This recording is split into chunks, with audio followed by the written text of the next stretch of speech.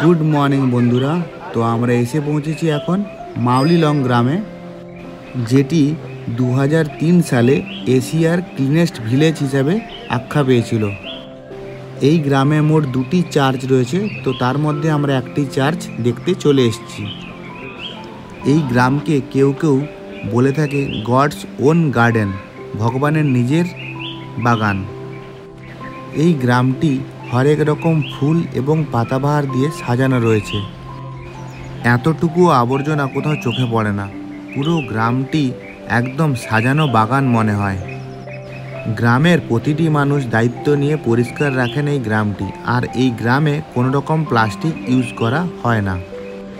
এই গ্রামটি খুবই নিরিবিলি আর শান্ত, আর গ্রিনারিতে একদম ভরা।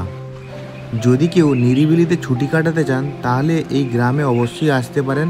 আর এই গ্রামে রয়েছে ছোট ছোট হোমস্টে, যেখানে আপনি স্টে করতে পারবেন।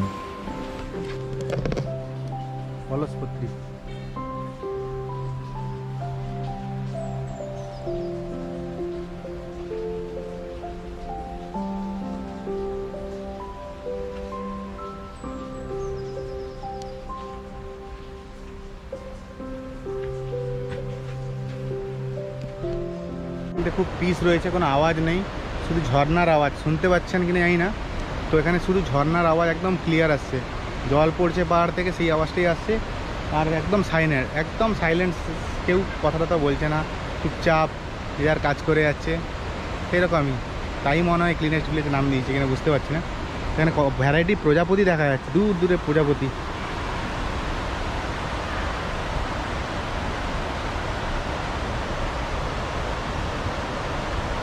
ব্যাম্বু ট্রি হাউসে উঠছি বাংলাদেশ দেখার জন্য।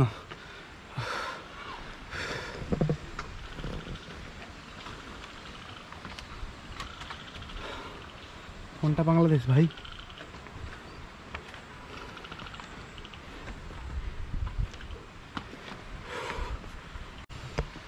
ওই সামনে বাংলাদেশ দেখা যাচ্ছে। আর আমরা ভিউ পয়েন্টে উঠেছি একটা 20 টাকা দিয়ে, ব্যাম্বু সিঁড়ি করা আছে, তো ওইটা দিয়ে উঠে, বাঁশের সিঁড়ি, ওইটা দিয়ে উঠে এখান থেকে বাংলাদেশ একদম পাশেই দেখা যাচ্ছে। তো দেখুন সামনে যে দেখতে পাওয়া যাচ্ছে একটু দূরে ওই সাদা সাদা এলাকাগুলো, ওইগুলো ক্লিনেস্ট ভিলেজ থেকে বাংলাদেশের ভিউ এটা।